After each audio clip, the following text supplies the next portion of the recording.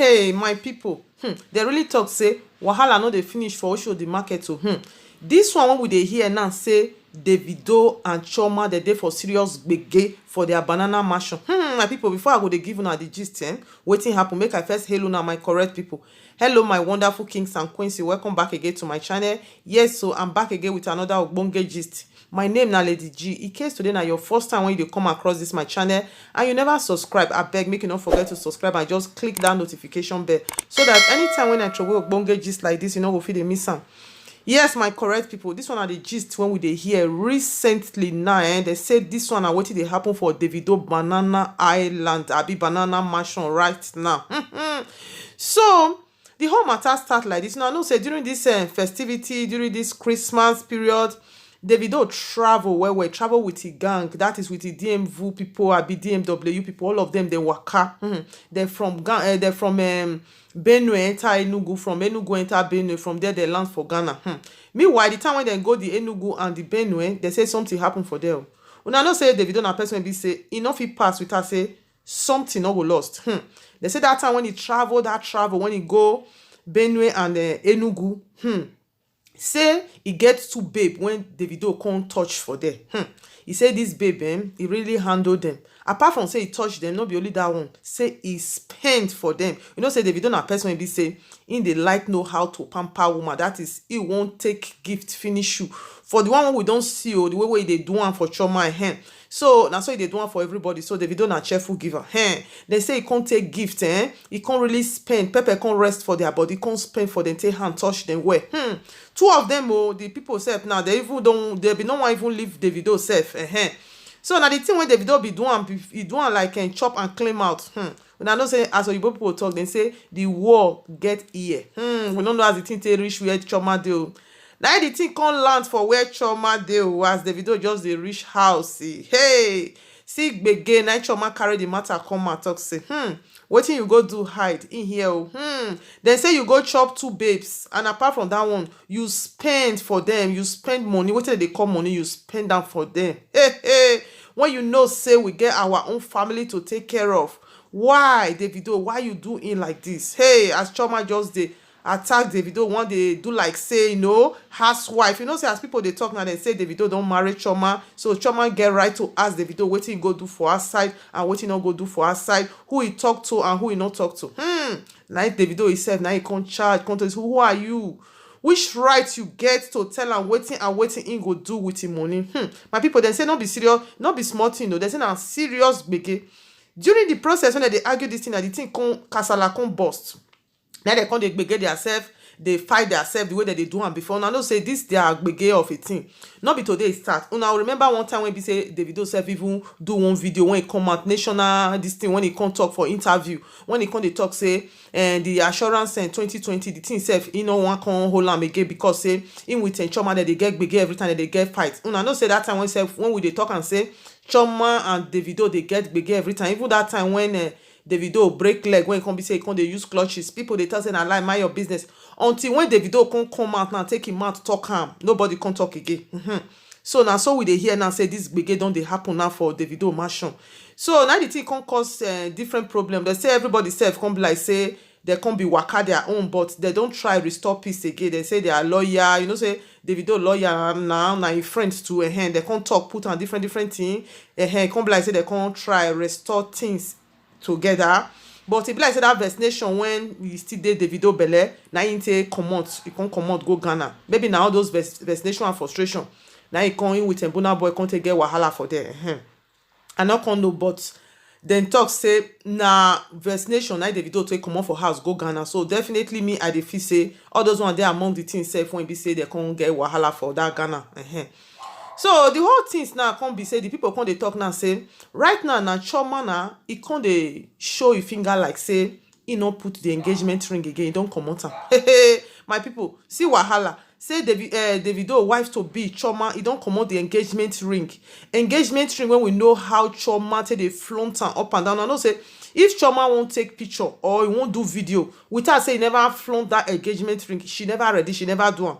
She dey do am well. But right now, the small recent one when she come do now, this video when she come put now, no engagement ring for the hand. and Chioma na person be say he cherish that engagement ring, not be small. Hey, we no see engagement ring for Chioma hand again after this gbege don happen finish. So now people come dey think, people come dey wonder say abi be like say Chioma don dey realize say Davido get plans. The kind plan wey he get for na to change her to the Lord of the Ring. I no come know. All this one dey happen after one Nollywood controversial actor wey they call Uche first come out recently. He come dey accuse Davido sake of say Davido go he gate man abi he drive her wedding. He come go dance for them and go do best man for them as him talk. So as Uche come see the something, he come dey accuse Davido. He come dey tell am say you fit dey go your driver own, you fit dey go your gate man wedding, but to marry Chioma come be wahala. This one na the thing when he write to Davido recently, just new writer and never take. So he come say, OBO, make you great. Make your great mom proud in 2021. Choose wedding date, not another belle date. Chioma is a priceless jewel, not a feeding bottle or engagement ring ambassador. Hey, now wow. Oga, respect this Igbo culture. If your driver can respect tradition by getting married, why can't you do same to honor Mama Ifeanyi? My people, I go drop the write-up for now. Make una self still read am by una self. E be like say wetin me and the suspect say maybe Chioma don see this write-up because this marry me be like say respect no dey again. My people, make we talk the truth. E be like say e don see and I make the girl comot that ring for a finger. Na make am comot am. Now that one will be waiting I dey think because this beg when they come dey take Chioma dey beg Davido, the respect no dey again. If I thought say Davido sef if you come marry Chioma tomorrow, nothing like respect because na by force. Because he sef don come out say make am for that same interview say make people know they pressurize am again when he ready. Anytime when he ready, now he go marry. And apart from that one, which time Davido won't ready? Davido is just 26 to 27 years old. So I believe say now that one now Chioma see now he can't come out because too much of everything is bad. Respect no dey again. So my question now be say this man when they call Uche, when with the controversial actor, when they talk say make Davido marry Chioma, make it respect tradition. Say Igbo tradition no dey permit woman to born first before marriage. Chioma himself, he no know their tradition before him born before marriage.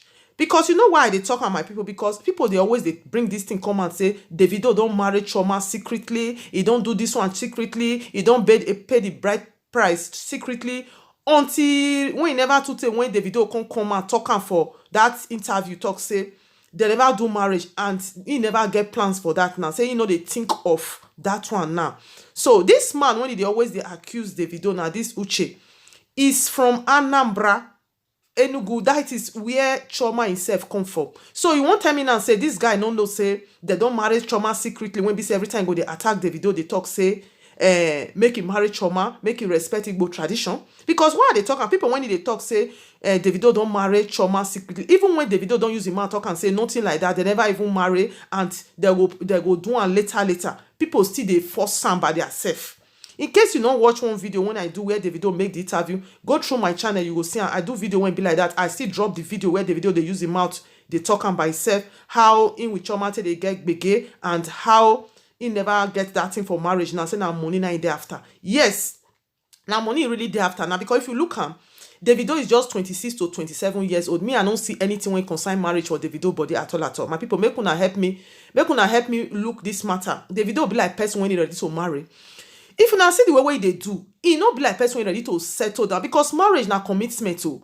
This one will be say Chioma every time go they follow and they gbege say he go follow this one and say he go touch this one. The last time when he be saying with Chioma first get that gbege when he come be say he come on for social media. Now the time when that Larissa London first come and say he carry belle.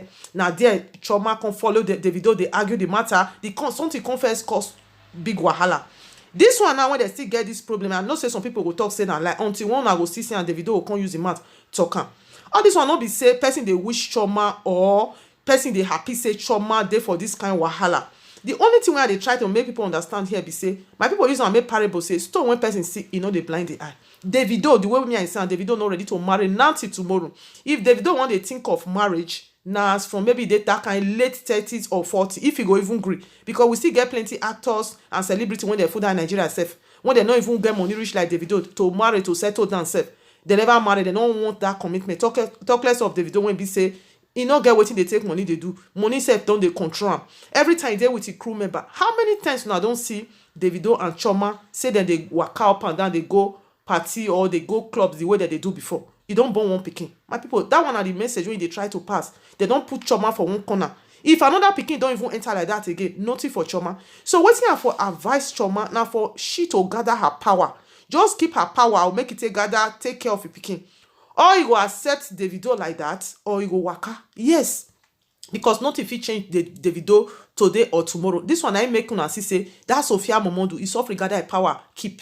That Davido sef, e still get eye for that Sophia. The thing wey make am be like say with Sophia sef, dem no wan do the thing come out again. E still get eye for Sophia. Yes, I know say Davido still like Sophia, but the only thing be say Sophia, all those things when Davido dey take Chioma, dey do, dey press am, dey do am yeye thing for where a crew member dey for outside for public. Chioma no go wetin dem dey call am, Sophia no go accept those things for Davido hand. Davido dey respect Sophia. The thing wey e no go fit do Sophia, na e dey do Chioma. And Chioma, I believe say e dey take all these things because say e wan really settle down, wan call. That is, e come down, e put e head for Davido for ground, make Davido himself dey match am. But that one no fit change man. People dey talk say Chioma fine set. Chioma na fine girl. Nobody dey argue that one. Chioma set. Chioma calm. Chioma be like person wey be say e dey bear something. But man wey be say e get eye for outside. Let's say the truth here. When e like woman, if you like, you get all those qualities, e no change anything. The thing wey that man really want, e wan dey change that kpekus every time and then. E no wan dey chop the same kpekus. If you like, you get all the qualities. If you like Chioma, na be the best cook. The thing when Davido want, he want dey change kpekus. He no want dey chop the same kpekus every time. My people, may una prove me wrong if una tell na lie. Now the way wey I take dey reason now, if you dey listen to my video now, know say na the way wey I take dey think am, na so I take dey talk am. I no dey sentimental. I no dey join this one. The way wey I just take think am, me na only my work I dey do, I dey analyze my own. So now wetin I feel, na how dey talk. So the thing when you yourself make, when you think, you self still drop your own. If you still get your own research when you want to, come drop your own, join our own. Nobody gets sense finish, so that all of us will still collect sense from your own. So my people, now the way where I see am. So if Chioma now get sense now for her to just arrange herself. If you get anything, maybe say if he get for there, get anything, they arrange herself, because the way Davido tell the wakana and say what can happen at any time. We don't know what will be the next step. We don't know what will be in plan.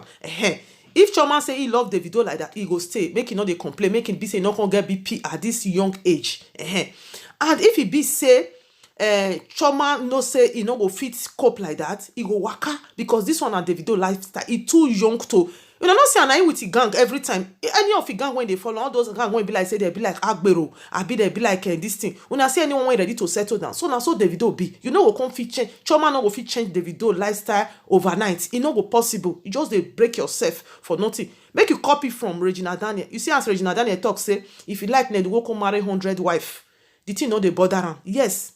Even though say he talking like that, so make Chioma behave like that, because if not, it no go work. Because person like Davido, if woman no get 101 million patients, tolerance, you no go fit stay with the Davido. Now that one be waiting. I see my people. I want make una self still drop una all comment at the comment section. At the way where I see am, so that's why I take talking. So this ring when it come off for hand, so when people they talk say, it be like say the ring self not be pride, it can't be to ram again. It can't be like say na shame, it's something it can't be. Now he make am come out. So they say he forget am. But for me, I don't believe say Chioma forget to put that ring. That ring, if Chioma never flaunt that ring, he never take picture. If Chioma never flaunt that ring, he never do video. So Chioma will never see am one day without that ring. Why all of a sudden when come be say this gbege dey happen now? Now the ring come out for your finger. People they talk say maybe he forget am. Somebody say people they talk say in a married woman, not be every time they put the wedding ring. My people, make una help me value that word. Which kind of marriage be that? Woman marry, I be man, married woman. Sometime when the day when you like, now you go put the ring. I don't know. The one me I know now they talk so.